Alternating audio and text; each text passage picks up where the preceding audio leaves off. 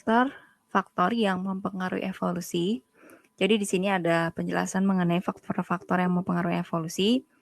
Yang pertama ini adalah seleksi alam, di mana seleksi alam ini individu yang bisa beradaptasi dengan lingkungannya, dialah yang bertahan. Jadi seleksi alam ini meliputi 3 jenis.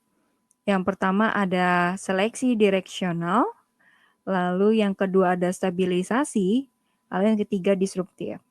Yang direksional ini adalah seleksi yang mengarahkan suatu populasi ke arah satu sifat yang ekstrim. Contohnya adalah kupu-kupu biston Betularia. Jadi ada biston berwarna hitam dengan biston yang berwarna putih. Di mana biston ini yang berwarna hitam ini lebih adaptif dibanding dengan yang berwarna cerah atau putih. Jadi dia gampang menyesuaikan dengan lingkungannya karena terlindungi juga dari predatornya. Lalu yang kedua adalah stabilisasi seleksi sifat yang paling umum akan bertahan hidup, sedangkan yang tidak umum akan terseleksi.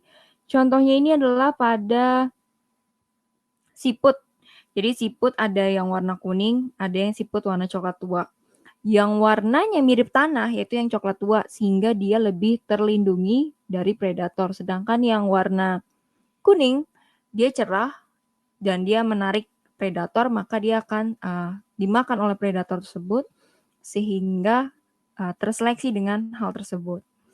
Lalu yang ketiga adalah disruptif. Disruptif ini adalah seleksi yang berlawanan dengan seleksi stabilisasi yang mana mempertahankan dua karakter ekstrim dan mengeliminasi karakter yang ada di pertengahan. Contohnya populasi kepik.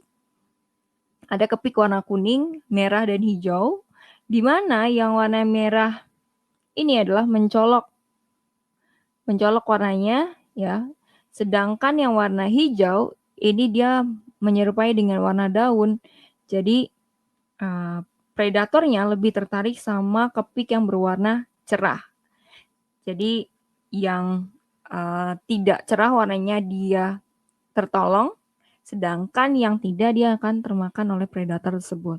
Lalu yang kedua adalah variasi genetis. Jadi variasi genetis ini terdapat variasi di antara individu-individu sehingga mengakibatkan perubahan genetis. Nah, terdiri dari mutasi dan rekombinan. Nah, mutasi gen ini menyebabkan adanya alel baru sehingga menghasilkan sumber yang baru. Lalu ada rekombinasi, yaitu terjadinya persilangan. Nah, karena ada persilangan atau perkawinan menyebabkan keturunannya ini mengalami perubahan frekuensi gen sehingga timbullah variasi baru. Lalu ada spesiasi. Kalau spesiasi ini adalah pembentukan spesies baru yang mana terbagi menjadi 4 jenis, yaitu adalah isolasi reproduksi, di mana kelompok ini tidak mengalami interhibridasi atau perkawinan, dan terbentuklah populasi simpatrik, yaitu populasi yang beda spesies. Jadi awalnya ini dia adalah asal-usulnya sama, namun adanya perubahan mendasar, jadi alat reproduksinya ini tidak sama sehingga tidak terjadilah interhibridasi. Lalu yang kedua geografis. Jadi tidak terjadi interhibridasi atau perkawinan karena letak kan geografis berarti berbeda tempat. Akibatnya populasi simpatrik ini yang beda spesies tidak terjadi perkawinan. Lalu ada domestikasi. Kalau domestikasi ini adalah hewan liar yang dijinakkan menjadi peliharaan. Nah, akibatnya apa? Domestikasi ini kan menyimpang, menyebabkan perubahan pada aslinya sehingga timbul spesies baru. Lalu ada poliploidi di mana jumlah kromosom ini mengalami pembelahan berlipat ganda sehingga tidak mewarisi sifat dari induknya, timbullah jenis spesies baru. Lalu yang terakhir adalah migrasi di mana perpindahan individu dari suatu populasi ya atau populasi lainnya berpindah menyebabkan perubahan migrasi gen.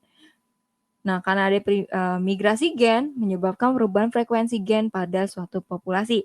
Itulah gambaran singkat mengenai faktor-faktor yang menyebabkan evolusi.